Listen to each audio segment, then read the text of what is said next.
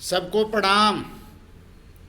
Kashmiri file, दी Kashmiri file film बनवाकर और पूरे देश को एक अखाड़ा बनाने का काम कर रही है सरकार, जबकि समाज को से सच्चाई छिपाई जा रही है और हिंदुओं में जहर घोला जा रहा है। ये बहुत बड़ा हमारे देश के लिए अभिशाप साबित होगा।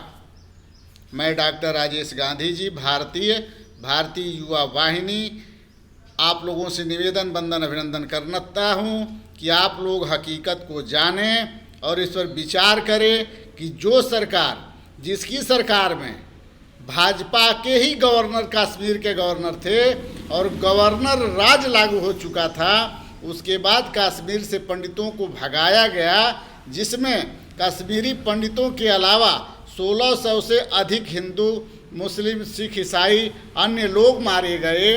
उस तथ्य को छिपाया गया इस पिक्चर में और वो चीज़ दिखाया गया जिससे हिंदुओं में हिंदू भड़क सके, भड़काऊ हो सके। जिस समय कश्मीर से पंडित भगाए जा रहे थे, उस समय हमारे लाल कृष्ण आडवाणी जी के रथ पर हमारे प्रधानमंत्री श्री नरेंद्र मोदी जी भी सवार थे और राम रथ ले करके ये लोग भारत का भ्रमण कर रहे थे। उस समय इन लोगों को कश्मीर के पंडितों का ध्यान नहीं आया। आज 8 वर्षों से इनकी सरकार है और उस समय भी इनसे मिक्स सरकार थी, उस समय भी उस पंडितों का ध्यान नहीं आया और इस समय भी 8 वर्षों से उस कश्मीरी पंडितों का ध्यान नहीं आया कि उन्हें बसा दिया जाए या उनके परिवार को मुआवजा दिया जाए, चाहे उनको घर दिया जाए फिर वापस किया जाए।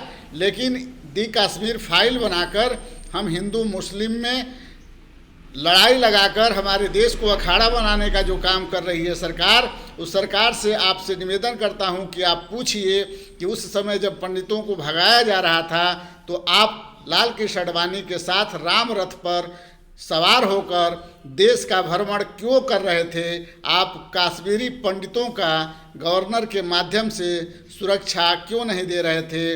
आप सो गए थे कि क्या कर रहे थे? आप लोग प्रधानमंत्री श्री नरेंद्र मोदी जी से सवाल पूछिए कि 1990 में जब पंडितों को भगाया जा रहा था, उस समय राम रथ पर सवार होकर लाल कृष्ण आडवाणी के साथ भारत भ्रमण जो आप कर रहे थे, चढ़ावा लेने की तैयारी जो कर रहे थे, उस समय पंडितों का ध्यान क्यों नहीं आया? आखिर अब क्यों? जय हिंद, जय भारत।